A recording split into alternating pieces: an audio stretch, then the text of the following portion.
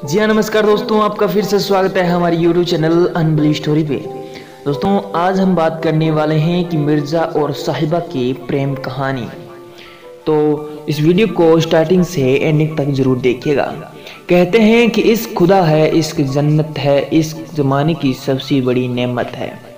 जी हाँ दोस्तों, शायद यही सोचकर उन दोनों ने मोहब्बत की थी, लेकिन इस मोहब्बत को अंजाम नसीब नहीं था। और फिर वो हुआ जो सदियों से आशिकों के साथ होता आया। कहते हैं कि उन्हें मौत नसीब हुई, लेकिन मौत से पहले एक दूसरे की आंखों में उन्होंने जो देखा उसी को असली सुकून कहते हैं। इस कहानी को लिखने के लिए तो दिल में दर्द और आंखों में आंसू चाहिए। चलिए कोशिश करते हैं मिर्ज़ा और साहिबा की कहानी सुनाने के लिए।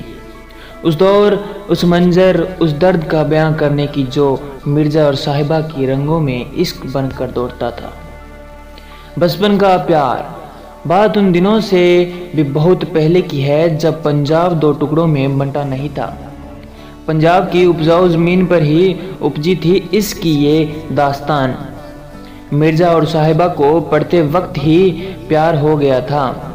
दोनों को एक मौलवी साहब पढ़ाते थे। जब तक मौलवी साहब उनकी आंखों को पढ़ पाते देर हो चुकी थी। दोनों एक दूसरे की मोहब्बत को इस कदर गिरफ्तार थे कि न दिन का होश था और न रात का। सोते जागते इबादत करते, सिर्फ एक दूसरे का ही ख्याल उनके जहन में रहता था।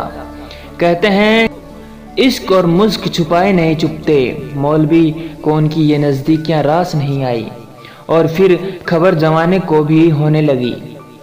साहिबा की बदनामी ना हो, इस डर से मिर्ज़ा ने गांव छोड़ दिया और अपने गांव चला गया। साहिबा जैसे तैसे मिर्ज़ा की याद में वक्त गुजार रही थी। इसी बीच उसके माता पिता ने उसकी शादी तय कर दी। साहिबा ने मिर्ज़ा को संदेश भेजा कि उसे ले जाए। मिर्ज़ा साहिबा को लेने पहुंचा और घोड़े पर उसे ले भागा। कहते हैं कि मिर्ज़ा जितना बढ़िया घुड़सवार था, उससे ज़्यादा बढ़िया तीर अंदाज भी था। मिर्ज़ा जब साहिबा को लेकर निकला तो बारात और साहिबा के घर वाले उसे देखते रह गए। कोई उसे ना रोक सका, ना रोक पाया, ना पकड़ पाया। रास्ते में मिर्ज़ा की मुठभेड़ एक पुराने दुश्मन से हुई, फिरोज, जिसे फिरोज कहते हैं, कि उसने फिरोज को मार दिया। इस खून खराबे को देखकर साहिबा डर गई। जो जानती थी उसे परिवार के लोग और उसके भाई उसे तलाश कर रहे होंगे। वो नहीं चाहती थी कि खून खराबा हो। वो नहीं चाहती थी कि मिर्ज़ा के हाथ उसके परिवार के खून से रंगे जाएं। उसने मिर्ज़ा से निकल चलने को कहा। मिर्ज़ा को अपने तीर कमान पर अभिमान था। उसने भागने से इनकार कर दिया। एक पहाड़ी पर चढ़ साहिबा के भाइयों का इंतजार करने लगा। रात होने लगी तो मिर्ज़ा की आंख लग गई। साहिबा के कारण ही मिर्ज़ा की मौत हुई थी। साहिबा मिर्ज़ा से अन्य विनय करती रही, चलने को कहती रही, लेकिन वह नहीं माना। उसके पास 300 तीर थे और उसका निशाना अचूक था, जो कभी नहीं चूक सकता। उसे भरोसा था कि कोई उसका कुछ नहीं बिगाड़ सकता, लेकिन होनी कोई नहीं रोक सकता। साहिबा, उसने परिवार को भी मरता नहीं देखना चाहा, लेकिन उसने अपने मिर्ज़ा को भी। मिर्ज़ा की आंख लगने के बाद उसे 300 तीरों को तोड़कर फेंक दिया। कमान को उनसे पेड़ पे लटका दिया। थोड़ी ही देर में उसके भाई उस मैदान में पहुंचे। मिर्ज़ा उठा तो उसने अपने हथियार नादार्द पाए, लेकिन उसे साहिबा पर गुस्सा नहीं आया। वह उसकी आंखों से दिल की बात समझ गया।